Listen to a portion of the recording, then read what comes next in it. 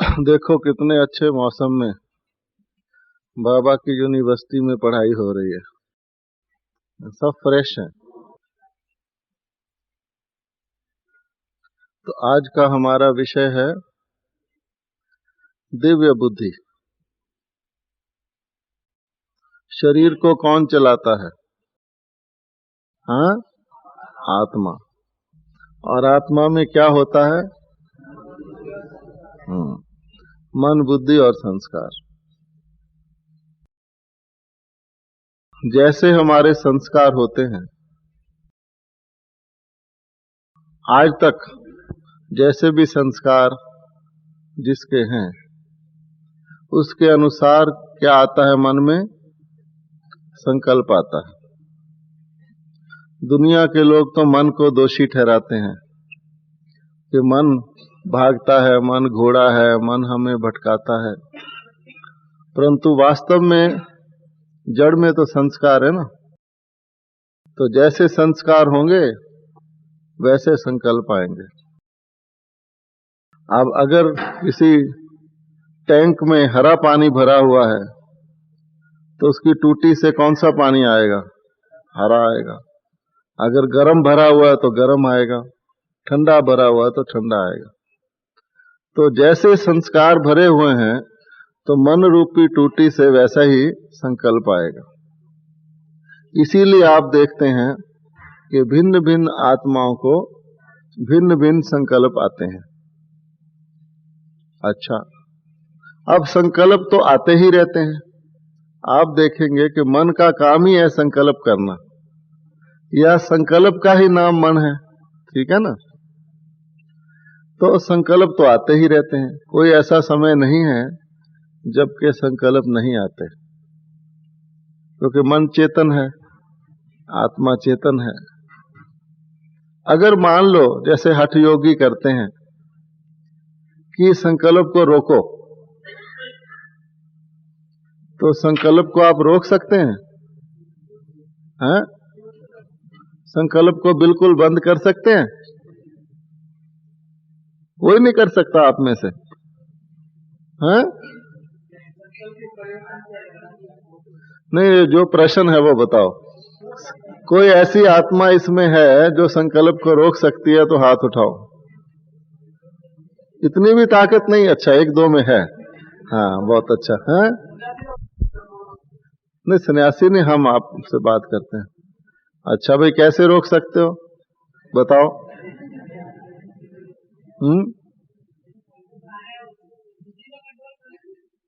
बुद्धि को कंट्रोल कर लो, ठीक। कितनी देर रोक सकते हो? हाँ? हाँ? हाँ? थोड़े टाइम के लिए रोक सकते हैं, ठीक है। अच्छा, ये बताओ, संकल्प को रोकना भी तो एक संकल्प है ना, क्या नहीं? कि मैंने संकल्प को रोका तो दूसरा संकल्प किया कि इस संकल्प को रोकूं, है ना। तो संकल्प तो चला ना। इसलिए जैसा कहा जाता है कि संकल्प को आप परिवर्तित कर सकते हैं, एक संकल्प की जगह दूसरा ला सकते हैं। ऐसे तो अपने शरीर को भी आप चला भी सकते हैं, रोक भी सकते हैं। जब संकल्प करोगे चल तो शरीर चलेगा, संकल्प करोगे रुक जा तो रुक जाएगा। अभी आप बैठे हैं, संकल्प करो उठ जाओ, खड़े हो जाओ तो खड़े हो जाओगे। तो संकल्प चलता ही रहता है, और संकल्प के अनुसार ही फिर बाकी चीज होती है। वाचा आती है, कर्मणा आती है। परंतु संकल्प क्योंकि चलता ही रहता है हर समय, तो सारे संकल्प तो काम में नहीं आ सकते। क्या आ सकते हैं? अब संकल्प तो चलते ही रहेंगे। आप यहां बैठे हैं, आपका संकल्प चलेगा रेलवे रिजर्वेशन करा लूं, मेरे कपड़े भीग रहे हैं, वो धोए नहीं हैं, वगैरह वगैरह। अच्छा, अब इतने सारे संकल्पों को आप वाचा और कर्मणा में कैसे लाओगे? इसलिए संकल्पों के ऊपर एक और शक्ति है जिसका नाम है बुद्धि। तो जब बहुत सारे संकल्प लगातार उठते रहते हैं तो बुद्धि उसके ऊपर ऑटोमेटिक निर्णय करती रहती है। क्या निर्णय करती है बुद्धि? कि भाई ये काम करना है या नहीं करना है, हाँ या ना। अब मान लो आपको जेब में पैसे हैं, आप दुकान में गए, देखा बहुत अच्छा कोट पड़ा है, खरीद लें। तो संकल्प ने कोट को देखा, कहा खरीद लो। अच्छा, फिर बुद्धि क्या करेगी? बुद्धि कहेगी अरे भाई इतने पैसे कोट पर खर्च दोगे तो बाकी काम कहाँ से चलेगा है? तुमने ये भी करना है, ये भी करना है, इस महीने तो ये काम भी है। तो बुद्धि कहेगी नहीं, अभी नहीं खरीद सकते तुम। तो ये किसने किया? अंदर ही अंदर होता है, लेकिन बुद्धि निर्णय करती रहती है कि काम को करना है या नहीं करना है। ये निर्णय बुद्धि करती है। जब बुद्धि से भी पास हो जाए संकल्प कि करना है, तो फिर क्या होता है? वाचा या कर्मणा में आ जाता है। और जब वाचा या कर्मणा में आ जाता है, फिर उसका प्रभाव जो है, एक बारी तीर चल गया, वाचा से तीर चल गया है ना, तीर कमान होता है ना, तो कमान कैसा होता है? जैसे होंठ है ना, ऐसा कमान होता है, और जैसी जीभ है वैसा तीर होता है, ठीक है ना। तो अगर आपने तीर एक बारी चला दिया, किसी को कुछ कह दिया, तो कहते हैं ना जबान के तीर बहुत जोर से जाके लगते हैं, उल्टा किसी को कह दो उसको दर्द होना शुरू हो जाएगा। मीठा बोल दोगे तो मीठा तीर लगेगा। इस वास्ते ज्ञान का भी तीर लगता है। तो वाचा में आ गया या कर्मणा में आ गया। तो कहने का भाव ये है, ये तो हम सब जानते हैं कि कैसे सिस्टम चलता है। संकल्पों से संस्कार से संकल्प, संकल्प के बाद उसको टेस्ट होता है बुद्धि में, उसके बाद जितना संकल्प पास ऑन हो जाए उसको फिर वाचा या कर्मणा में आता है, और उसका प्रभाव फिर लेप के रूप में, लेप क्षेप के रूप में फिर संस्कारों पर पड़ता है। ये विद्या भी हमको शिव बाबा ने, ब्रह्मा बाबा द्वारा पढ़ाई है। दुनिया वालों को ये भी पता नहीं। वो क्या समझते हैं कि आत्मा निर्लेप है, शरीर को ही लगता है सब। परंतु बाबा कहता है, ये नोट करने की बात है, बाबा कहता है आत्मा निर्लेप नहीं है, परंतु आत्मस्थिति की अवस्था निर्लेप अवस्था है। अगर आप आत्मस्थिति में स्थित रहेंगे तो आप माया की लेप क्षेप से परे रहेंगे। बाकी जो कर्म करेंगे वो तो आत्मा को ऊपर उसका प्रभाव आएगा ही, अच्छा भी आएगा, खराब भी आएगा। अगर आत्मा निर्लेप हो जाए तो अच्छा प्रभाव भी नहीं आ सकता। अच्छा तो आना है ना, आत्मा को देव आत्मा बनना है। अच्छा, अब एक प्रश्न ये है कि जब हम सबको बुद्धि मिली ही हुई है, हर एक के पास बुद्धि तो है ना, जो बुद्धू होता है उसके पास भी बुद्धि होती है, अपनी तरह की तो होती है। तो जब हमें बुद्धि मिली ही हुई है और बुद्धि का काम ही है जजमेंट करना, तो फिर बुद्धि ठीक जजमेंट करनी चाहिए कि संकल्प आया, अगर खराब आया, उल्टा आया, उसको रोक दे, ताकि बुद्धि की जजमेंट से पास होने के बाद तो संकल्प का जो रूप हो वाचा कर्मणा में अच्छा ही आना चाहिए। रखा काहे को है बुद्धि को? अगर कोई चौकीदार रखे कि भाई यहां से चोर को नहीं आने देना, और चौकीदार के होते भी चोर आ जाए, तो कह जी थोड़े बहुत चोर निकल गए, तो चौकीदार किस काम का हुआ? ठीक है ना। अब देखना यह है कि क्या हमारी बुद्धि पक्का चौकीदार है, ऐसा चौकीदार, ऐसा पहरेदार, ऐसा चेक करने वाला चेकर, जो कि किसी भी अयथार्थ संकल्प को क्रॉस नहीं करने दे। ठीक है ना। अब मान लो कोई भोजन किसी बड़े वीआईपी को कराते हैं, तो बाबा ने बताया है उसको टेस्ट किया जाता है। उस भोजन को उसको खिलाने से पहले किसी जानवर को खिलाएंगे, कुत्ते या बिल्ली को खिलाएंगे कि देखो इसमें जहर तो नहीं मिला हुआ, अगर ठीक होगा तो फिर उसको खिलाएंगे। बड़े बड़े लोगों का टेस्ट होता है भोजन। यहाँ भी जब प्रेसिडेंट आए थे या वाइस प्रेसिडेंट आए थे तो उनका भोजन टेस्ट हुआ था, उसका थोड़ा हिस्सा रख भी लेते हैं वो, ताकि लेबोरेटरी में जाके टेस्ट करें, अगर कोई बात बिगड़ जाए तो उसको टेस्ट करें।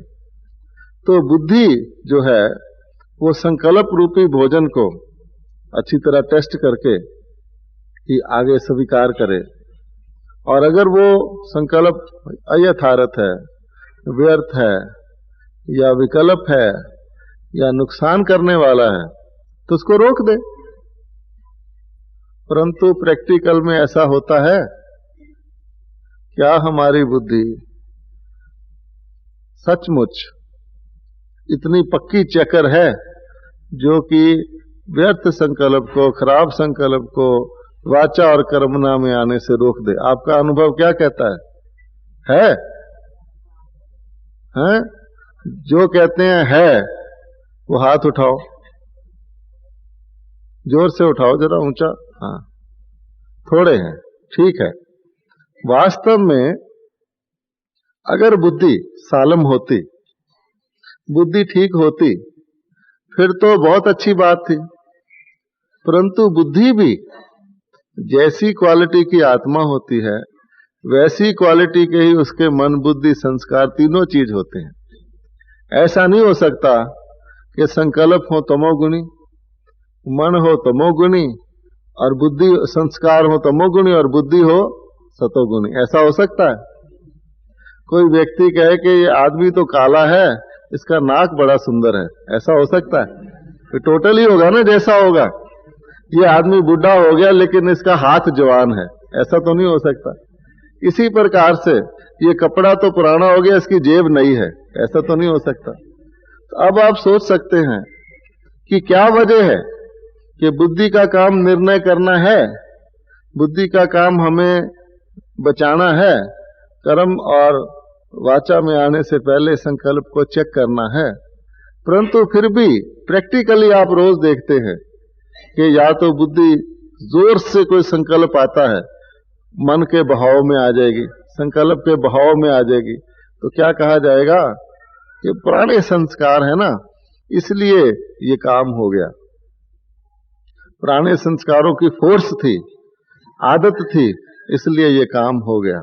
कोई क्रोध करता है मान लो, तो क्या कहते हैं कि जोर से आदत पड़ी हुई है ना कई जन्मों से, तो इसलिए क्रोध हो गया।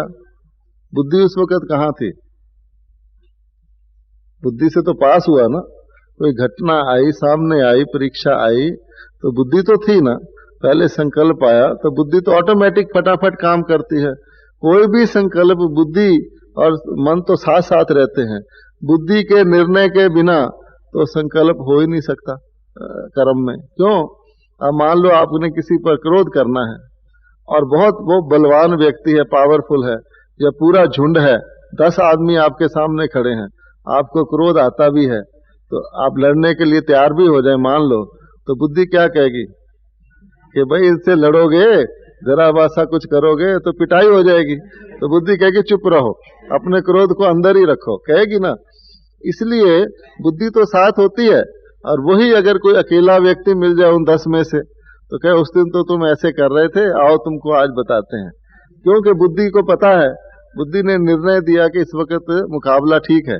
अच्छा, तो इसलिए कोई भी ऐसा संकल्प नहीं है, क्योंकि मशीन ही ऐसी बनी हुई है कि बुद्धि के थ्रू तो पास होता ही है। परंतु जैसा आपको बताया कि हमारी बुद्धि वैसी ही होती है जैसी टोटल आत्मा की स्थिति होती है। इसी वजह से बुद्धि के ऊपर हम पूरा भरोसा नहीं कर सकते।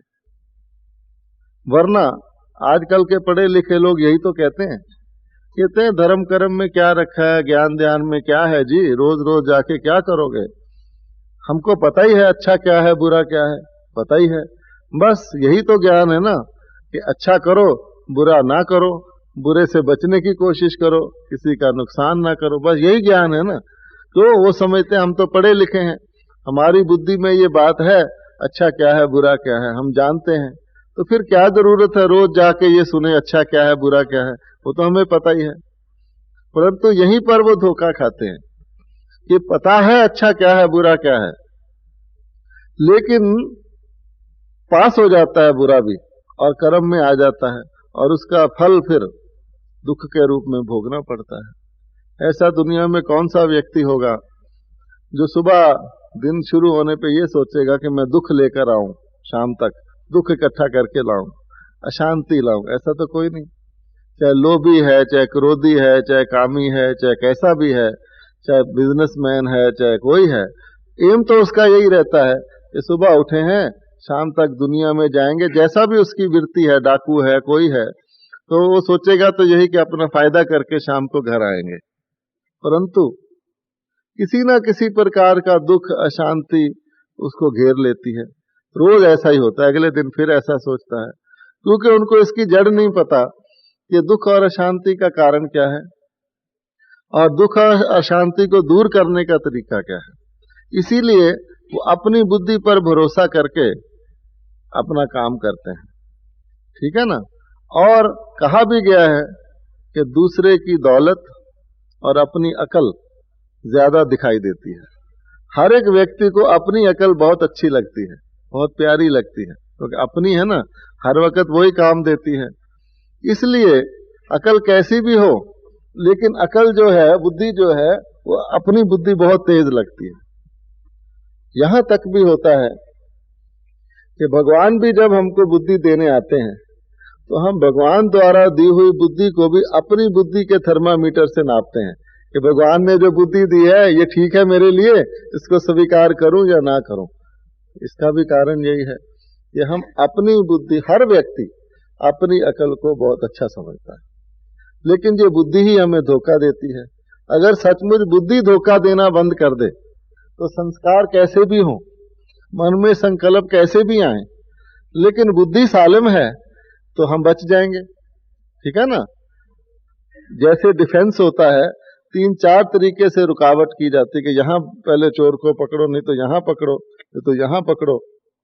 बिल्कुल ही अंदर आ जाए तो फिर दूसरी बात है। तो पहले पहले तो संस्कार अच्छे हो तो संकल्प बुरे पैदा ही ना हो।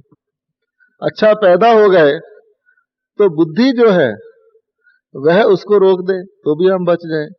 लेकिन ये तो सारे का सारा एक ही साथ घिसता है, सारी मशीन इकट्ठी घिसती है। तो संस्कार जब बिगड़ते हैं तो मन भी संकल्प उल्टे उठाता है, तो बुद्धि भी निर्णय गलत करती है, तो कर्म भी गलत होते हैं। इसी तरह तो कलयुग आ जाता है, नहीं तो गिरती कला कैसे आए। अगर बीच में ठीक होने का मार्जिन हो तो नहीं आए।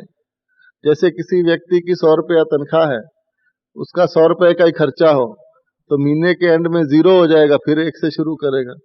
लेकिन अगर उसकी तनख्वाह 100 है, खर्चा 105 है, तो अगले महीने 5 का लोड चलेगा, फिर अगले महीने और 5 ऐड हो जाएंगे, तो लोड बढ़ता जाएगा, उधार बढ़ता जाएगा। इसी प्रकार अगर हम सारे कल्प में देखें तो आप क्या देखेंगे कि हमारी गिरती कला का वजह यही है कि विक्रम बढ़ते जाते हैं। और उसका कारण यही है कि जितने खराब संस्कार थे उल्टे, उससे फिर संकल्प उल्टे पैदा हुए, फिर बुद्धि ने ठीक जजमेंट नहीं दी, फिर और कर्म हो गए उल्टे, फिर उसका और संस्कार बन गया, तो गहरे होते जाते हैं, बढ़ते जाते हैं। जैसे आप कोई खड्डा खोदते हैं तो जितना उसको खोदोगे उतना गहरा ही होता जाएगा। इसी प्रकार से ये ऐसा सिस्टम है कुचक्र, लेकिन कुचक्र में भी गहरा होता जाता है और आत्माएं परेशान है। बुद्धि भी मिली हुई है, मन भी मिला हुआ है, वाचा भी मिली हुई है, बड़ी भक्ति भी करते हैं, बड़ी शिक्षाएं भी मिली हुई हैं, बुद्धि कहती भी है ये ठीक है, ये गलत है, ऐसे करना चाहिए, ऐसे नहीं करना चाहिए, ज्ञान भी है, समझ भी है, फिर क्यों ऐसा उल्टा काम हो जाता है? ये तो प्रश्न है ना। अब हम लोगों को ही बाबा ने तो ज्ञान पहले दिन दे दिया कि बच्चे ये विक्रम है, ये अच्छा कर्म है, फिर इतना टाइम पुरुषार्थ करके उस स्टेज को पाने में क्यों लगता है? अगर सिर्फ ज्ञान काफी होता तो ज्ञान तो एक समझ है कि भाई ये ऐसा है, ये ऐसा है, परंतु उस समझ को अपनी समझ से मिलाकर उस समझ से स्वरूप बनना, इसमें फिर ये तीनों चीजें, संस्कार भी, बुद्धि भी, मन भी, इनका परिवर्तन चाहिए। अंदर की मशीन का परिवर्तन होगा तो वाचा परिवर्तित होगी, कर्मना परिवर्तित होगी, रूप स्वरूप बनेगा, सारा कुछ बदलेगा। तो अंदर की मशीन को चेंज करते हैं ना हम लोग। तो इसलिए अब आप देखिए कि जैसी भी हमारी बुद्धि है वो किस तरह की है, जैसी हमारी आत्मा है। तो पहले तो हमें ये स्वीकार करना पड़े कि हम अपनी बुद्धि पर पूरा भरोसा नहीं कर सकते। क्यों? ये बड़ा जरूरी है। जब तक हम अपनी बुद्धि को असली ढंग से नहीं देखेंगे कि भाई हमारी बुद्धि में कोई डिफेक्ट है, तब तक हमें उसको ठीक करने का भी ख्याल नहीं आएगा। हम तो उसी के ऊपर भरोसा करेंगे। आपका कोई वजीर हो राजा का, या किसी का कोई मुंशी हो या अकाउंटेंट हो, और वो धोखा देने वाला हो, ऊपर से नमस्ते सलाम करता रहे, अंदर से धोखा देता रहे, तो बिजनेस में घाटा हो जाएगा। इसी प्रकार से हम अपनी बुद्धि को बहुत अपनी समझें और उसके ऊपर भरोसा करें, और हर काम करने से पहले उससे निर्णय लें कि महाराज ये करूं या ना करूं। वो कहे करो करो, अच्छा, और फिर दुख उठावें तो जरूर धोखेबाज हो गया ना। इसलिए हमें पहले तो अपनी बुद्धि के लिए सर्टिफिकेट चाहिए कि क्या हमारी बुद्धि सालम है। अब हम आपको एक उदाहरण देते हैं, क्योंकि ये बात सेवा में भी लागू होती है। मान लो एक भारतवासी व्यक्ति है, ब्राह्मण है, वो कभी मांस नहीं खाता, बल्कि मांस का नाम सुनकर उसको नफरत आती है, घृणा आती है, ये क्या होता है। और कहीं कोई मांसाहारी को देख ले तो राम राम करता हुआ वो निकल जाता है। ऐसे भारत में बहुत लोग हैं। तो उसकी बुद्धि क्या कहती है कि मांस खाना बहुत खराब चीज है। यहां तक उसको भूखे रह के प्राण भी त्यागने पड़े तो वो मांस नहीं खा सकता। ऐसे हैं अंग्रेज लोग, यही कहते हैं कि भारतवासी अजीब है, वो अपनी जान भी गवा देंगे, मांस नहीं खाएंगे। उसमें भी तो बुद्धि है भारतवासी में। अब मान लो किसी कारण से वो व्यक्ति, आमतौर पे कन्याओं के साथ भी ऐसा होता है कि घर में मांस नहीं खाते, ससुराल चली जाती हैं, तो वहां ससुराल वाले में अंडे खिलाना पड़ता है, आमलेट बनाना पड़ता है, तो मजबूर होकर उनको आदत पड़ जाती है। भाइयों में भी होता है कि मान लो आप अपने घर में रहते हैं, वेजिटेरियन हैं, कहीं आपकी नौकरी लाके असम में लग गई किसी नई कंपनी में, जहाँ खेत है, अभी प्रोजेक्ट बना है, अब वहाँ कोई होटल वोटल नहीं है, तो दुनिया के लोग तो वैष्णो होंगे तो वैष्णो होटल में खाना खाएंगे। वहाँ है ही एक होटल जहाँ पर वैष्णो भी मिलता है, दूसरा भी मिलता है, तो क्या करेगा बेचारा? जो तो ब्राह्मण है वो तो घर में बना लेगा। जो दुनिया वाले की एक एग्जाम्पल है, वो क्या करेगा? अच्छा भाई कोने में बैठ जाओ, वेजिटेरियन खाना खा लो, है ना। ऐसे कहते हैं ना। एक प्रिंस था भारत का, वो लंदन में गया और लंदन में उसने जाके कहा कि मैं बड़ा वैष्णो हूँ। होटल वाले को कहा मुझे हमेशा वैष्णो खाना दिया करो।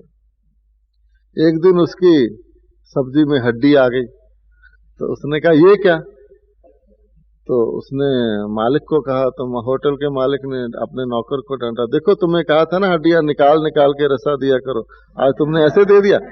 तो अब आप देखो, इसी प्रकार से अब वो बेचारा व्यक्ति जो है आखिर कहाँ तक वो वेजिटेरियन नॉन वेजिटेरियन होगा, कोने में बैठ जाएगा, आके खाना खा लेगा सब्जी से। अब उसके मान लो दफ्तर के दोस्त भी वहां खाना खाते हैं, साथ काम करने वाले, और उनसे धीरे धीरे उनकी मित्रता बढ़ जाती है। एक दिन उसका दफ्तर का दोस्त, वो तो मांस खाने वाला है, वो आके कहता अच्छा भाई मेरे साथ ही बैठो, कुछ बातचीत करेंगे।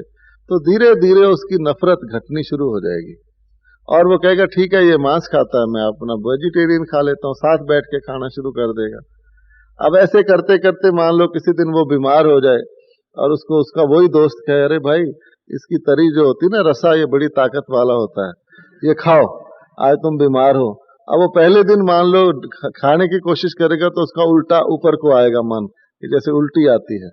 लेकिन दोस्ती में, स्नेह में मान लो धीरे धीरे वो मांस खाने के रसा खाना शुरू कर देता है। बहुत सारे ऐसे मांस खाने वाले हैं, अगर आप उसको चाकू दें कि ये लो चाकू, तुम तो मांस खाते हो, ये लो जानवर, इसको काटो और इसका मांस खाओ, तो आधे तो जवाब दे देंगे, कहेंगे जी हम कटा हुआ मांस नहीं खा सकते, कटा कटाया खा लेते हैं, खुद नहीं मार सकते। हमारे एक मौसा जी थे, वो मांस खाते थे।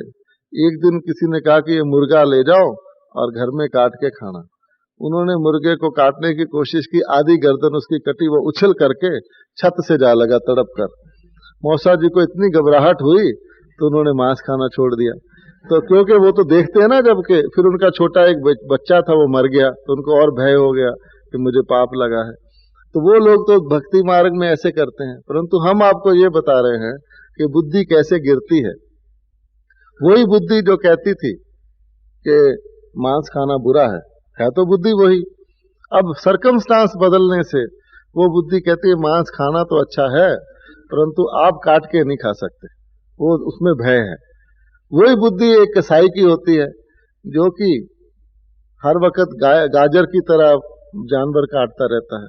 अब उसकी आदत पड़ जाती, पहले पहले तो वो भी सतोगुणी था, लेकिन धीरे धीरे उसको बुद्धि जवाब दे देती है उस हद तक कि मांस, चलो जानवर काटना कोई बुरी बात नहीं है। अब देखिए कि मान लो एक कसाई बकरे काट रहा है और उसके आगे आप एक इंसान का बच्चा ला के रख दें, इसको भी काट, तो उसका छुरा रुक जाएगा। है तो वो कसाई, जान बकरे में भी है, परंतु वो कहेगा नहीं नहीं, ये इंसान का बच्चा मैं नहीं काट सकता हूं, मैं तो बकरा काटता हूं ना। अच्छा, और आप डाकू को देखिए, वो जाता है, उसके हाथ में बंदूक होती है, धड़ाधड़ इंसान जो भी दिखे उसके रास्ते में उसको मार देता है। उसके लिए इंसान भी जो है वही है जैसे कसाई के लिए बकरा है। फिर भी डाकू के आगे आप उसका अपना भतीजा या अपना बेटा ले आए कि भाई इसको भी मार दो, तो क्या करेगा? कहेगा अरे भाई वो देखना भीड़ में मेरा बेटा खड़ा है, उसको मत मारना। अपने साथियों को भी कहेगा और बाकियों को मार देगा। और कई ऐसे भी होते हैं जो अपने बेटे को या अपने बाप को भी मार देते हैं। अब कहने का भाव क्या हुआ कि बुद्धि सब में है, परंतु बुद्धि की लेवल में फर्क आ गया, बुद्धि की पवित्रता में फर्क आ गया। इसी वजह से हर व्यक्ति बुद्धि रखते हुए वो समझता है कि मैं ये काम ठीक कर रहा हूं, लेकिन दर्जा बदर्जा जिसकी बुद्धि बहुत प्योर है वो देख सकता है कि दूसरा गलत काम कर रहा है। जिसकी इम्प्योर हो गई वो तो नहीं उसको पता लगता। अब जैसे हम लोग प्याज खाते थे, लहसुन खाते थे, उस समय हमें बड़ा अच्छा लगता था। अभी हमें दूर से कहीं प्याज की स्मेल आ जाए तो हमें लगता है ये पता नहीं क्या है, इतनी खराब स्मेल आ रही है। अब क्योंकि छोड़ दिया इसलिए मालूम पड़ा। इसी प्रकार से जो व्यक्ति काले रंग में रंगा हुआ है उसको कहो सफेद रंग क्या होता है उसको मालूम ही नहीं। इस वास्ते इसीलिए ब्राह्मणों को छोटी सी बात भी जो है वो ब्राह्मणों की, जैसे सफेद ड्रेस है तो दाग दिखाई देता है, ऐसे ही कोई उल्टा कर्म होगा तो दिखाई देगा। और बाबा के ज्ञान में तो इतनी शक्ति है कि ब्राह्मण को दूसरा भी रोक देगा। अब पान लोग सारे खाते हैं, लेकिन कोई ब्रह्मा कुमार पान की दुकान पे खड़ा होगा तो लोग कहेंगे हैं आप पान की दुकान पे खड़े हैं, लोग कहेंगे। अगर ब्रह्मा कुमार सिनेमा का टिकट खरीद रहा होगा तो लोग कहेंगे आप सिनेमा देख रहे हैं। यानी इतनी शक्ति इस ज्ञान में है कि दुनिया भी आपको रोकेगी। अगर छोटा बच्चा, माता पिता गुस्सा करेंगे तो छोटा बच्चा कहेगा आप तो आत्मा है ना, आप क्यों लड़ रहे हैं? तो समझो कि हमारे एजेंट सब जगह है। ये ज्ञान की शक्ति है और किसी को नहीं रोकेगा। साधु लोग सिगरेट पीते रहते हैं, आपने देखा होगा, तम्बाकू खाते हैं, उसको कोई नहीं रोकेगा। लेकिन बाबा के बच्चों को ये शक्ति है ईश्वरीय ज्ञान की, हमें इसका फख्र होना चाहिए कि हमारे को साथ की दुनिया भी हमें पावर देती है कि आपका क्या स्वरूप है। अगर भूलने की कोशिश भी करो तो वो याद करवा देंगे कि आपका ये स्वरूप है। इसलिए अब आप देखिए कि बुद्धि के अंदर क्यों ऐसा होता है। इसका कारण ये है, बुद्धि सबकी आंसर करती है, उत्तर देती है, जिसको हम कहते हैं अंतरात्मा की आवाज आती है। परंतु जिस हद तक हम, ये नोट करने की बात है, जिस हद तक हम अपनी बुद्धि को ऑलरेडी दबा चुके हैं, जिस हद तक हम अपनी बुद्धि का कहना मानने से इनकार कर चुके हैं, उस हद तक हमारी बुद्धि हमारे को दोबारा चेक नहीं करेगी। उसके आगे करेंगे, आगे गिरेंगे तो चेक करेगी। ये बुद्धि का ला है। यानी मिसाल के तौर पे पहली बार जब कोई सिगरेट पीता है तो उसकी बुद्धि उसको रोकती है कि भाई ये सिगरेट पीना खराब चीज है। वो अपना सिगरेट पी भी लेगा तो चोरी से पिएगा, बाप से डरेगा, फिर कुल्ला करेगा, इलायची खाएगा, घर जाएगा कि भाई कोई स्मेल ना आ जाए किसी को। अच्छा, परंतु एक बारी जोर से रोकती है, 2, 4, 10 बारी, 20 बारी सिगरेट पीने का आदी हो जाए तो उसको निर्भयता आ जाएगी। फिर वो कहेगा हाँ जी पिताजी मेरे को एक बारी मार लेंगे ना, चलो मैं पीता हूँ। फिर उसके बाद वो सिगरेट के हक में भी रीजन देना शुरू कर देगा कि ये बड़ी अच्छी चीज है, इससे सोचने की शक्ति बढ़ती है, आदि आदि, लैट्रिन अच्छी आती है, ऐसे ऐसे भी हैं। अच्छा, कब्ज दूर हो जाता है। अब आप सोचिए उस व्यक्ति का बुद्धि बिगड़ी ना, अब बिगड़ने से उसको ऐसे ऐसे उसके प्लस पॉइंट बताने शुरू कर देगा। परंतु अगर आप गौर से देखें तो पहली बार बुद्धि ने उसको रोका, दूसरी बार रोका, तीसरी बार, धीरे धीरे धीरे बुद्धि रोकना बंद कर देती है। अब मान लो कोई चोर है, कोई व्यक्ति बिल्कुल चोर नहीं है, अब उसको कहें कि भाई ये ट्रांजिस्टर पड़ा है यहाँ, इसको चोरी कर लो, भाई साहब तो गए हैं उधर, तो आप कहेंगे नहीं किसी का ट्रांजिस्टर है, मैं क्यों चोरी करूं। अब कोई चोर है, बन गया चोर धीरे धीरे, अब वो क्या करेगा, वो सोचेगा कि ट्रांजिस्टर चोरी कर लो। उसकी बुद्धि ये नहीं कहेगी चोरी ना करो, उसकी बुद्धि कहेगी कैसे चोरी करो। वही बुद्धि जो जिसका काम है रोकना, वो गवाह बन जाएगी। अब चोर की बुद्धि क्या कहती है कि देखो रात को जाना, धीरे धीरे जाना, दबे पांव जाना, सांस रोक के जाना, जहाँ अंधेरे में जाना, आवाज नहीं करना, खांसना नहीं। ये सब कौन कर रहा है? चोरी के लिए बुद्धि उसको हेल्प कर रही है ना। ऐसा करोगे तो पकड़े जाओगे। तो ये बुद्धि जिसका काम रोकना था, वो चोरी करने का काम उसको मदद कर रही है।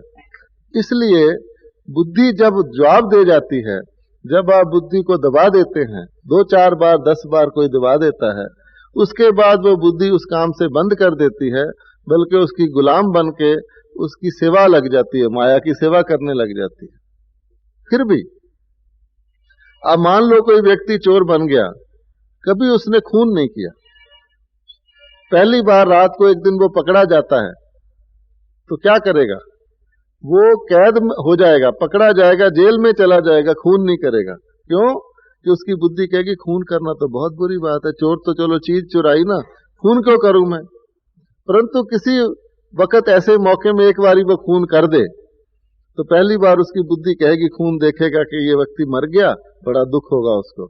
लेकिन 2, 4, 10 बारी करके खूनी बन जाएगा, तो फिर उसकी बुद्धि खून करने से भी नहीं रोकेगी। तो आप ये अनुभव करेंगे कि जिस हद तक किसी भी आत्मा की बुद्धि गिर चुकी है, उस हद तक वो बुद्धि उसको मदद नहीं करती, उल्टी मदद करती है।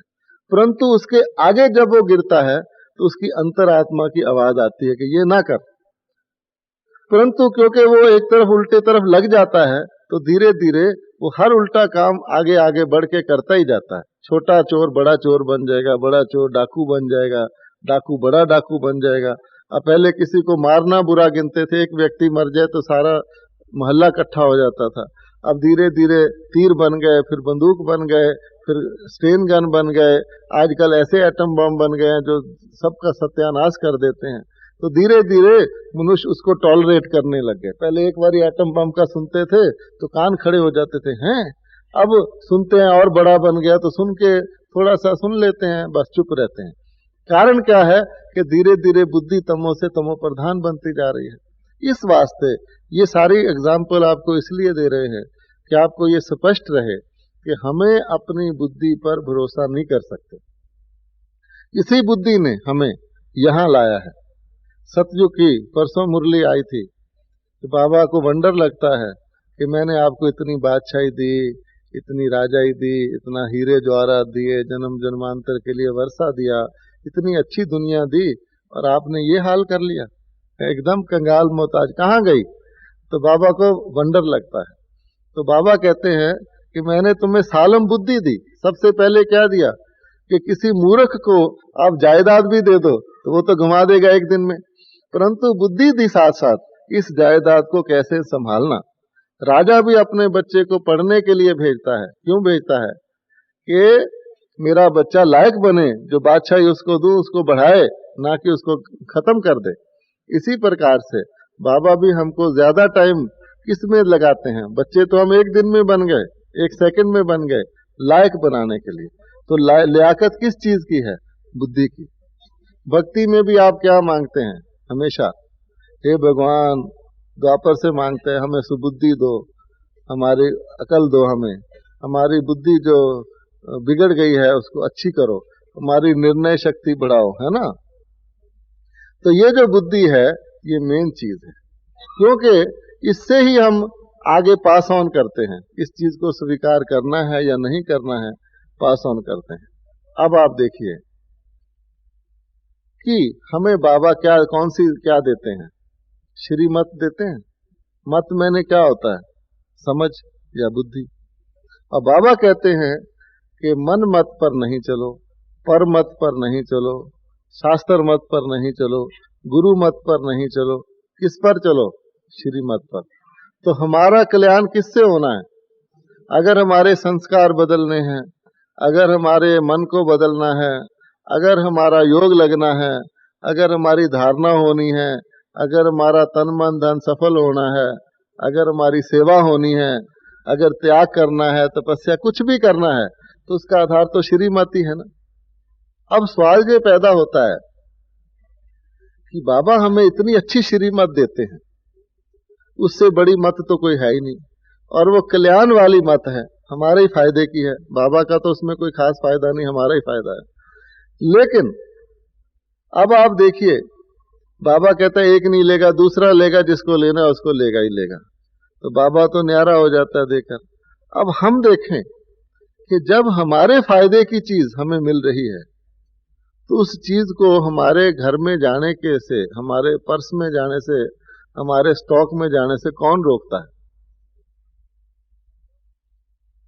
तो जैसे हमारे अपने संकल्पों को काम में आने या ना आने का निर्णय बुद्धि करती है, इसी प्रकार से बाबा की दी हुई श्रीमत या हमारे बड़ों की दी हुई मत, दादियों की दी हुई मत, जो भी हमको शुभ राय देते हैं, अब उसको धारणा होने में कौन रास्ते में रोकता है? आप सोचिए। ये तो सीधी अंदर जानी चाहिए ना। बाबा ने दी, हमने धारण की, उसको कौन रोकता है? बुद्धि रोकती है। क्या कहती सुनी को? हाँ जी, ठीक है। तो अब आप देखिए कि इस समय जो हमारे पास बुद्धि है, वो हमारे को, यानी बुद्धि यहां बैठी है हमारे अंदर, और बाबा कहता है बच्चे ये करो, उसको करना है या नहीं करना है, अभी करना है या कल करना है, ढीले से सोचना है करूं या ताकत से सोचना है करूं, ये कौन निर्णय कर रहा है? हमारी बुद्धि। तो भगवान की मत को भी हमारी बुद्धि बैठ के जजमेंट दे रही है कि भगवान की मत को लेना है या नहीं लेना है, या कम लेना है या ज्यादा लेना है, आज लेना है या कल लेना है। तो ये तो बड़ी गड़बड़ हो गई। क्यों? कि हम इसी बुद्धि, यही बुद्धि हमें सतयुग से धीरे धीरे धीरे धीरे यहां ले आई। अगर आज हम दुखी होते हैं, अशांत होते हैं, किसी आदत से तंग हैं, तो कौन करवा रहा है? बुद्धि। अच्छा, और ये बुद्धि ही जिसको कहा जाता है तमो प्रधान हो गई है, ये तो मानने की बात है। आत्मा तमो प्रधान तो बुद्धि भी तमो प्रधान। अब यही बुद्धि बैठकर रास्ते में रुकावट डाले हैं। जैसे वो कहते किसी के हार्ट के अंदर चर्बी जम जाए तो उसमें खून नहीं जा सकता साफ होने के लिए, तो रास्ते में बैठ करके हमारी हार्ट की नाड़ियों को इतना छोटा कर दे जो कि हमें उसको मुश्किल से पंप करके भेजना पड़े, तो बड़ी प्रॉब्लम आ जाएगी।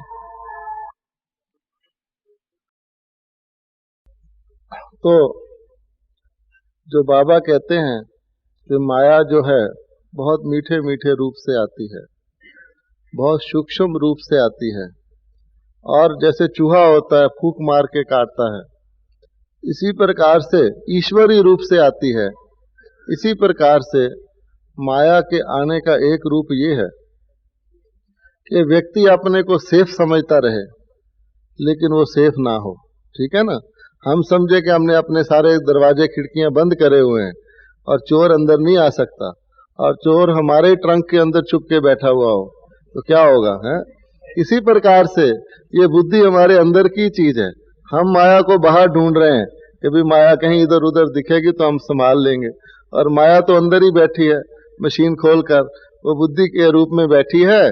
और क्या करती है कि कोई भी अच्छी बात बाबा ने बताई तो वो उसको ही ट्रांसफर करके और रूप में बता देती है। जैसे कि ट्रांसलेट करने वाले होते हैं ना, तो इंग्लिश में कुछ बोलो, हिंदी में कुछ और बता देते हैं कि भाई ये हुआ, तो बुद्धि उसमें ट्रांसलेट करते करते बीच में ही गड़बड़ कर देती है। या किसी को कहो ये मैसेज देना जाके वहां दिल्ली में, वो उसको बदल के दूसरा दे दे कि नहीं उसने ये कहा है ना, तो फिर क्या होगा? अब किसी ने कहा मेरा चाचा अजमेर गया है, तो उसने लिख दिया टेलीग्राम में मेरा चाचा आज मर गया है, हाँ? तो वो बेचारा क्या होगा, तो गड़बड़ हो जाएगी। तो इसी तरह से जरा सा आ का ई करने से काम गड़बड़ हो जाता है। तो बुद्धि की इच्छा है तब करके कहा जाता है, एक कहानी है कि 3 देवियां खड़ी थी, एक तो थी बुद्धि और एक थी लक्ष्मी और एक थी भावी। तो एक बगीचे में खड़ी थी सुबह के वक्त, तो नारद जी वहां से गुजरे, तो नारद जी ने कहीं ऐसे ऐसे करके किया, तो उन्होंने समझा नारद जी ने हमें सलाम किया है। तो आपस में कहने लगी कि एक ने कहा मुझे सलाम किया, दूसरे ने कहा मुझे नमस्कार किया, तीसरी ने कहा मुझे किया है। तो तीनों आपस में सोच में पड़ गई। वो समझती थी हम एक से एक बड़ी हैं। बुद्धि कहे मैं बड़ी हूँ, लक्ष्मी यानी धन कहे मैं बड़ी हूँ, भाभी कहे मैं बड़ी हूँ। आखिर उन्होंने कहा चलो नारद जी से पूछो। तो गई, कहा मुनिवर नमस्कार, अभी अभी आपने जो नमस्कार किया था वो किसको किया था? तो पहले पहले लक्ष्मी आई कि मुझे किया था ना। वो समझती थी मैं जिसके पास धन है, जैसे अभी वो नेताजी कह रहे थे धन धन धन, तो वो धन है। अब आप देखिए कि नारद ने सलाम तो नहीं किया था, पर उसने कहा ये पूछ रही हैं तो चलो। उसने कहा जी मैं आपको क्यों नमस्कार करूंगा, धन तो आप तो जिसके पास आती हो वो भी पागल हो जाता है, और जिससे जाती हो वो भी पागल हो जाता है। जिसके पास धन आ जाए उसका भी दिमाग खराब हो जाता है, जिसके चला जाए वो भी अशांत हो जाता है। फिर बुद्धि आई, बुद्धि ने कहा भाई अब तो मेरा ही नंबर ज्यादा चांस हो गया। उसने कहा भाई मेरे को किया है। उसने कहा मैं आपको भी क्यों करूंगा, कि आप तो तब आती हो जब बात बिगड़ जाती है, उसके बाद आती हो। आमतौर पे अकल बाद में आती है कि ऐसा नहीं होता तो अच्छा था, है ना। उसने कहा आपको भी नहीं किया। फिर भाभी ने कहा मेरे को किया, जिसको कहते ड्रामा है। उसने कहा हाँ आपको किया है, आपको तो आगे से भी सलाम पीछे से भी सलाम, खाली हुई उसमें आगे आके। अब आप देखिए कि बाबा जो ज्ञान रत्न देते हैं या जो श्रीमत देते हैं वो कहाँ धारण होती है, क्योंकि हर एक डिपार्टमेंट अलग अलग है। संस्कार हमारे जो हैं वो तो हैं। संस्कारों को भस्म करने का तरीका दूसरा है। वो क्या है? योग अग्नि, जिसके लिए आप भट्टी में आए हैं, कि पुराने तमोगुणी संस्कारों को भस्म करने के लिए, पिछले बोझ के संस्कारों को, खराब संस्कारों को, वो है योग, वो ठीक है। और अच्छे संस्कारों को भरने के लिए जो आप सेवा करेंगे या जो आप कमाई करेंगे धन से, मन से, तन के, वो भरेगा, वो दूसरा सिस्टम है। लेकिन बात हो रही है कि बुद्धि की, तो बुद्धि में क्या भरता है? बुद्धि में, बुद्धि को बाबा कहते हैं तिजोरी है, ठीक है ना। तो अपनी बुद्धि रूपी तिजोरी में बाबा के अमूल्य ज्ञान रतन, एक एक रतन जिसकी वैल्यू कितनी है ही अमूल्य। आज के जमाने में तो उसका मूल्य है ही नहीं, परंतु एक रतन जो बुद्धि में भरता है वो हमें इस कलयुगी, द्वापर युगी सब दुनिया से ऊपर ले जाता है। एक एक रतन भरा कि हमने बाबा को जान लिया, ठीक है ना। ये बुद्धि में आया ना, कि बुद्धि ने बाबा को पहचान लिया। बुद्धि तो परख शक्ति है ना, बुद्धि ने पहचान लिया। इसी क्या क्या मतलब हुआ कि माया की धुंध हट गई। जैसे धुंध होती है उसमें कुछ नहीं दिखता, दूर से देखो तो कोई दिखता, कोई आकार आ रहा है, और समीप आए तो लगता कोई मनुष्य आत्मा है, व्यक्ति है। ये नहीं पता लगता पुरुष है, स्त्री है, बच्चा है, कौन है, और नजदीक आए तो लगता है।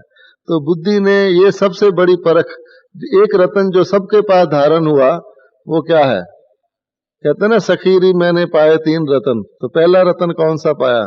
बाबा। तो ये हमारा, इस रतन ने हमको कोटों में कोई बना दिया, ये तो फैक्ट है, हम बाबा के बन गए। तो ये भी बड़ी वैल्यूएबल चीज मिली।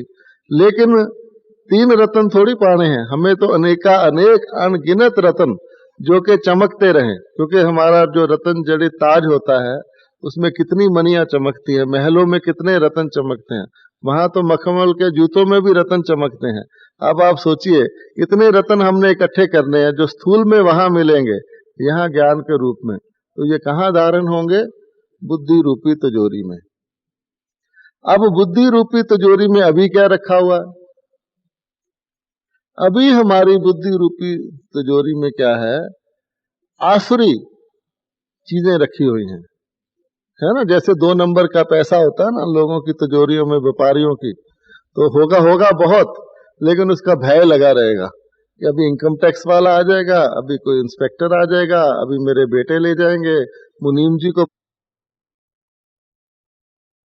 रूपी तिजोरी में इस समय क्या है? अहंकार। वाह, मैं कौन, मेरे जो है कुछ भी नहीं हम, लेकिन अहंकार कितना कि देखा जाए बहुत अहंकार है। साधारण आत्मा, वो भी कलयुग के आत्मा। बाबा ने हमको चुना, इस कीड़े को मैं भूं भूं करके इसको उड़ाऊं, परंतु अहंकार कितना। कभी कभी ऐसी एक्शन कोई कर देते हैं जो कि अज्ञानियों जैसी। अज्ञानियों में अहंकार होता है ना। कहते हैं एक सेठ था, उसको बहुत अहंकार हो गया कि मेरे पास बहुत पैसा है, बहुत बिल्डिंग है, बहुत मिल है। उसने एक साधु को बुलाया खाना खाने के लिए, तो साधु को भोजन करा के कहता, चलिए महाराज, ये देखिए, ये मेरी मिल है, ये मेरा बंगला है, ये मेरा स्विमिंग पूल है, ये मेरा ड्राइंग रूम है। तो साधु समझ गया इसको अहंकार है। तो कमरे में आया तो वहां एक दुनिया का गोला पड़ा था, ग्लोब। तो बॉम्बे का रहने वाला सेठ था, तो साधु ने कहा, इस ग्लोब ये क्या है? उसने कहा, ये दुनिया का गोला है। कहता है, इसमें भारत कहाँ है? उसने दिखाया, इतना सा भारत था। उसने कहा, इसमें बॉम्बे कहाँ है? तो कहता है, ये बिंदी, ये बॉम्बे है। कहते, इसमें तेरा घर कहाँ है? तो दिखाई नहीं। तो फिर उसने कहा, इसमें तेरी वो फैक्ट्री कहाँ है? तो इसलिए वो समझ गया सेठ के भाई मैं खाम खा में अभिमान कर रहा हूँ। इसी प्रकार से अगर आप देखें, अभिमान भी, अभिमान होता है उल्टी चीज का है, उल्टा, क्योंकि ये एक विकार है। तो किसी को अहंकार है ना, तो धन का अहंकार हो जाएगा, बुद्धि का अहंकार हो जाएगा, या समझो अपने मित्र संबंधियों का अहंकार हो जाएगा, अपने शरीर के बल का अहंकार हो जाएगा, कोई विशेषता होगी उसका अहंकार हो जाएगा कि मैं पेंटर हूँ, जब तक मैं पेंट नहीं करूंगा इनका पर्दा ही नहीं लगेगा। तो अहंकार हो जाएगा, नखरे करेगा, नाजक हो जाएगा, मिन्नत करवाएगा। तो ये अहंकार जो है ये बुद्धि में पड़ा है। अच्छा, इसी तरह से लोभ पड़ा है। अब लोभ के लिए ऊपर सुबह भी मुरली चली है। तो लोभ जो होता है कई तरह का होता है, मान का लोभ, शान का लोभ, अपनी इज्जत कराने का लोभ, तो कई तरह की उसकी वैरायटी है। अच्छा, तो ये सारे विकार बुद्धि के अंदर पड़े हैं। इसको कहा जाता है आसुरी बुद्धि। क्यों? कि ये हमें तंग ही करेंगे, इन्हीं विकारों से तो हम दुखी हुए हैं। अब जब बुद्धि में ये पड़े हैं तो कोई संकल्प आया नीचे से, मान लो, तो उसको बुद्धि ने क्या देखना है कि मेरा अहंकार इसमें सिद्ध होता है। मेरे को मान शान से यहाँ बुला के कहते हैं यहाँ बैठो, अपना परिचय दो, तब तो मैं जाऊं। नहीं तो ऐसे ही कहेंगे अपना परिचय कागज पे लिख के दे दो, तो दिया ना दिया एक ही बात है, मेरी शक्ल तो किसी ने देखी नहीं। तो अगर अपने अहंकार की सिद्धि के लिए वो संकल्प है, चाहे सेवा का ही है, चाहे संसारिक है, चाहे लौकिक का है, तो वो उसको पास करेगी, नहीं तो दबा देगी। इसी प्रकार से बड़े अच्छे अच्छे संकल्प आएंगे, लेकिन जब ये 5 चीजें तिजोरी में हैं तो वो उसकी सिद्धि के अनुसार ही उसको करेगा। तो किसी को काम वृत्ति है तो उसकी सिद्धि हो कहीं तो उसमें काम लगेगा। किसी में क्रोध वृत्ति है, मेरा सब कहना माने, सब मेरा दबाव में रहें, मैं मेरा हुक्म माने, तो वो उसमें करेगा, वो सेवा करेगा, सेवा भी उसमें करेगा। अच्छा, इसी तरह लोभ वृत्ति है, कुछ इसमें मेरा फायदा हो जाएगा, चलो किराया बच जाएगा, ये किराया दे दे तो मैं ये सेवा कर आऊं, वगैरह वगैरह। मोह है, ऐसे है। तो कहने का भाव ये है कि अगर किसी भी तमो गुणी विकारी वृत्ति के वश हमने कोई सेवा भी की, हमने मान लो कुछ किया भी, तो वह हमारे को फल देने वाला नहीं। उस पेड़ के क्या होगा, उसकी टहनियां निकलेंगी, क्योंकि कर्म का फल हर एक को मिलता है। तो कर्म बोए करोगे तो पौधा निकल आएगा, बड़े बड़े पत्ते निकलेंगे, बड़ी बड़ी टहनियां निकलेंगी। उसको देख के खुश भी होंगे कि वाह, इतना बड़े बड़े लोगों को ज्ञान देंगे, वो सुन भी लेंगे, वो स्टूडेंट भी बन जाएंगे, कहेंगे देखो ना मैंने ये सेंटर चलाया, ये सब मेरे स्टूडेंट हैं। लेकिन उसमें जितना बढ़ाते जाओगे आखिर उसका फल नहीं निकलेगा। जो फल क्या है, संतुष्टता। तो कभी भी आप देखोगे, आप कभी भी कोई सेवा किसी भी इन चीजों के वश करोगे, नाम के, मान के, शान के, हद के, मेरे के, इसके, तो क्या होगा, फल पेड़ बहुत बड़ा निकलेगा। एक तो तूफान लगने से उसकी टहनियां टूटती रहेंगी, और दूसरे उसमें कभी भी फल नहीं लगेगा संतुष्टता का। तो संतोष ही नहीं पाया, संतोष रूपी धन नहीं पाया, तो वहां जाके भी हमें वो धन मिलने वाला नहीं। यहीं पर ही टहनियां हरी देखकर खुश हो जाओ। इस वास्ते ये भी धोखा है, और ये भी हमें बुद्धि धोखा देती है कि तुम सेवाधारी तो हो ना, ये देखो ना तुमने भाषण किया, कितने लोगों ने सुना, कितना वाह वाह किया। बस वाह वाह के लिए भाषण किया, और वाह वाह हुई और भाषण की खुशी हो गई। अगर किसी ने कह दिया कि तुमने फालतू में इतना लंबा किया, इतना डिटेल क्यों सुनाया, ये क्यों किया, उदास हो जाएंगे कि वाह देखो इतना अच्छा मैंने भाषण किया, ये ऐसे कह रहे हैं। या फिर जिसने वाह वाह की उससे दोबारा कहेंगे जाके, मैंने इतना अच्छा तो नहीं किया, वो फिर कहे नहीं आपने बहुत अच्छा किया, तो तब उसकी दो चार यहीं पर उसकी प्राप्ति हो जाएगी, आगे नहीं जाएगा। इस वास्ते संतोष नहीं रहेगा। जो गर्मी में नहाए उसी वक्त सूख जाता उसका, तो वैसे का वैसे ही। तो क्या होता है ऐसी आत्मा का, जब सेवा करेगा टेम्परेरी खुशी होगी, उसके बाद फिर गायब। धन से सहयोग देगा, टेम्परेरी खुशी होगी, उसके बाद फिर गायब। सदा की तो वो नहीं रहेगी। इस वास्ते बुद्धि को, पहली बात अपनी बुद्धि को सरेंडर करें। बाबा क्यों कहता है बुद्धि का त्याग सबसे बड़ा त्याग है। अर्जुन में जब तक बुद्धि का त्याग नहीं किया, भगवान आप ऐसा क्यों कहते हैं, वैसा क्यों कहते हैं, ये क्यों है, वो क्यों है, कितने प्रश्न करता रहा। आखिर उसने जब देखा कि मैंने आपको भगवान माना, मैं आपको अपना सखा समझता था और अपनी बुद्धि का सरेंडर किया, अब मैं आपके कहने पे चलूंगा, लड़ने को तैयार हूं, तब जाके उसने जीत पहनी। फिर वो नष्टो महा हुआ, उसको स्मृति आई। इसी प्रकार से हमारा ही यादगार है। तो हमें अपनी बुद्धि के ऊपर भरोसा नहीं करना। जब हमने बुद्धि का त्याग करेंगे तो हमारा असली देह भान का त्याग होगा, नहीं तो दूसरे रूप को ले लेगा। देह भान सेवा के रूप में आ जाएगा, संबंध संपर्क के रूप में आके गड़बड़ करेगा। संबंध संपर्क भी क्यों बिगड़ता है, मेरी बुद्धि ज्यादा है, मैं जो कह रहा हूं वो राइट है, ये दूसरा रॉन्ग है। अच्छा, राइट और रॉन्ग भी हुआ, बड़े के पास ले गए, उसने उसको बताया कि मैं राइट हूं, ये रॉन्ग है। सचमुच ही मैं राइट हूं, चलो ठीक है। अब मैं कहूं कि ये रॉन्ग है, इसको सजा दो। जब तक तुम इसको सजा नहीं देते, तुमने न्याय नहीं किया। वो भी मैं करूं, बड़ों को कहूं तुम दो, अब उनको सजा देनी है नहीं देनी है, प्यार से समझाना है, उसको वार्निंग देनी है, उसको कैसा है वो तो वो जाने। लेकिन जो बुद्धि का अभिमानी होगा वो फिर अपने तरह से न्याय भी मांगेगा कि मेरा कहना ही माना जाए। दो व्यक्तियों में बात हुई, कोई सेवा का ही प्लान बना, मेरी मानो तो ये सहयोग है, नहीं मानो तो मैं चला। इसलिए अब आप देखिए सारा उल्टा काम बुद्धि कराती है। तब करके पहली बात यह है कि अगर हमने सचमुच बाकी चीजों का त्याग करना है और परमानेंट करना है और अपने भाग्य बनाने के लिए करना है, कहते हैं त्याग से भाग्य है, लेकिन परमानेंट त्याग से परमानेंट भाग्य है। यही कच्चा फल नहीं खाना है। तो पहली बात तो ये नोट करो, हम यहाँ आए हैं अपनी पुरानी बुद्धि को बदल के नई बुद्धि लेने के लिए, ठीक है ना।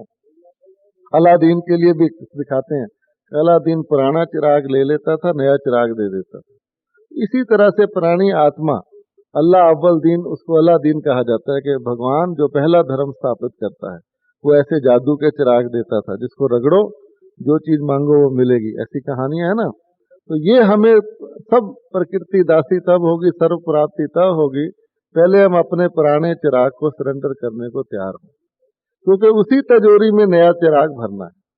तो इसलिए ये जो हमारे अंदर आते हैं, ये जो 5 विकार हैं, संस्कारों में तो हैं, लेकिन संस्कारों के बाद संकल्प के द्वारा जब बुद्धि में आते हैं, अगर बुद्धि में ये चीजें भरी हुई हैं, अहंकार है, लोभ है, क्रोध है, काम है, मोह है, ये इसके भाई बहन है, आलस है, ईर्ष्या है, द्वेष है, तो वो बुद्धि उन संकल्पों को भी, शुद्ध संकल्पों को भी तभी आगे जाने देगी अगर उसके स्वार्थ की कहो या लिमिटेड चीज की कहो या विकारों की सिद्धि होगी। इसलिए उस बुद्धि को सरेंडर करो पहले, ये बुद्धि सरेंडर। फिर हमें दैवी बुद्धि बाबा की जो दे रहा है, बाबा अथाह दे रहा है, वो धारण होगी।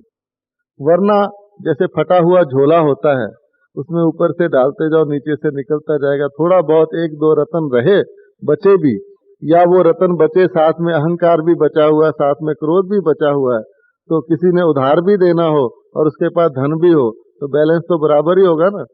तो बिल्कुल ये ना रहे, तभी हमारा शो केस का रूप बनता है। अब शो केस में ज्वेलर के जाओगे तो हीरे जवाहरात अच्छी तरह से एकदम एकदम सिस्टम से बने हुए सजा के रखेगा ना। इसलिए ये पांचों विकारों को निकालकर और उसके बदले में फिर ये दिव्य गुण हमारे में आए, और वो दिव्य गुण बाबा का एक एक रतन, उसको हम कायम रखें, उसको हम हजम करें। जब बुद्धि में आ जाएंगे तो फिर जो भी संकल्प आएगा वो दिव्य गुणों के रंग में, रंग के वाचा में आएगा। अब बाबा ने कहा बच्चे मीठा बोलो, ठीक है। कड़वा कौन बोलता है? जिसमें अहंकार और क्रोध होगा, बुद्धि का अभिमान होगा। अगर समझा कि हम बाबा के छोटे से बच्चे हैं और बाबा हमें कह रहा है मीठा बोलो, देवता मीठा बोलते हैं, देवताओं का विशेष गुण है मुस्कुराना और मीठा बोलना, और हमें अब संकल्प आया, किसी तरह से आ भी गया पिछले संस्कार के वश कि ये कुनीन है, अंदर से कड़वा निकला, तो बुद्धि उसको शुगर कोट कर देगी, है ना। तो बिल्कुल स्वीट बन के अक्षर निकलेगा। तो क्या होगा, धीरे धीरे स्वीट निकलते निकलते स्वीट से आपकी लोग तारीफ करना शुरू कर देंगे। क्रोध वाले की कोई तारीफ थोड़ी करता है, अहंकार वाले से तो लोग दूर भागते हैं, लोभ वाले से भी भागते हैं। तो जब व्यवहार में आप देखेंगे कि उसका फल अच्छा निकल रहा है तो बुराई अपने आप ही खत्म हो जाएगी। जैसे किसी चीज की जड़ खत्म हो जाए, उसको पानी ना मिले, उसको बढ़ने से रोका जाए तो मर जाती है। तो अगर संस्कार में कुछ है भी, वो एक तो उसको हम योग बल से भस्म करेंगे, खत्म करें, लेकिन वैसे भी वो मर जाएगा अगर उसको बुद्धि का पानी नहीं मिलेगा और उसको वाचा और कर्मना की शक्ति नहीं मिलेगी, खाद नहीं मिलेगी, प्रत्यक्ष नहीं होगा, तो आपे मर जाएगा, संस्कार वहीं खत्म हो जाएगा। इस वास्ते ये भी एक बढ़िया प्रोसेस है, जिससे कि हम क्या करें कि हम इस प्रोसेस से अपनी बुद्धि को खाली करके पुराने को तो आने ही ना दें, उसको सफाई कर दें। जैसे कहते हैं ना, दिवाली के दिन लोग सफाई करते हैं, अच्छी तरह से। तो इसलिए बाबा ने कह रखा कि बुद्धि में क्या लाओ, तो बुद्धि में खाली तो नहीं रहेगी बुद्धि भी, तिजोरी तो भरी हुई रहनी चाहिए। अब तिजोरी में से बिल ना निकले, बल्कि उसमें से रुपए निकले। एक तो ना उधार के बिल निकल रहे हैं कि ये भी देना है, ये भी देना है, ये भी देना है, देना ही देना है। तो इसलिए अपनी बुद्धि के अंदर बाबा के रतन भरेंगे। इतने रतन हैं कि आपको बाबा कहता है सिर्फ तिजोरी को देख ही लो ना तो आपको नशा चढ़ जाए। इस्तेमाल करने की बात तो छोड़ो। अब किसी की बैंक की पासबुक होती है, उसमें बढ़ता जाता है पैसा, पड़ा तो बैंक में है, लेकिन वो खाली उसको खोल के देख लेता है जब आती है पासबुक, वाह इतना ब्याज भी लग गया, 1,20,000 हो गए, उसको 1,20,000 का नशा चढ़ेगा। चाहे चल वही व्यक्ति रहे, फटे हुए कपड़े में है कि मेरा पड़ा है। इसी तरह से अब 1,50,000 हो गया तो नशा बढ़ता जाएगा। तो बाबा कहता और ना से आप इन रत्नों को देख ही लो ना सिर्फ, तो भी आपको नशा चढ़ा रहेगा कि ये मेरे हैं। इस वास्ते ये आपको संतुष्टता देंगे, ये आपको प्राप्ति कराएंगे। अतः आप बुद्धि को, पुरानी को सरेंडर, नई को इकट्ठी करके उसमें दिव्य गुणों को, रत्नों को भरते जाएंगे तो आप क्या हो जाएंगे, बेफिक्र बादशाह। चलते फिरते जैसे होता है ना नशे में, निश्चित और निश्चिंत, क्योंकि बुद्धि अलाउ ही नहीं करेगी वाचा और कर्मना को दिव्यता से हटने के लिए, और नीचे की चीज नीचे ही रह जाएगी। समझा, बुद्धि का डैम लग जाएगा। और डैम से क्या होगा, कितना भी पानी भरा हुआ हो, जितना चाहिए, जब चाहिए, जिस रूप में चाहिए, वो पानी जाएगा, खेती को हरा करेगा और बिजली फ्री में पैदा करेगा। इस वास्ते आप बुद्धि रूपी डैम को स्ट्रॉन्ग करेंगे तो कितना भी पीछे तूफान होगा, जितनी बारिश हो जाए, आगे तो बाढ़ कर देती है लेकिन वो वहीं रुक जाएगी, और आपको वक्त के ऊपर वो खराब चीज भी जो बाढ़ करने वाली थी, डुबोने वाली थी, वो काम में आनी शुरू हो जाएगी। ओम शांति। अब हमारी बहन जी आई हैं, ये आपको आगे बहलाने ले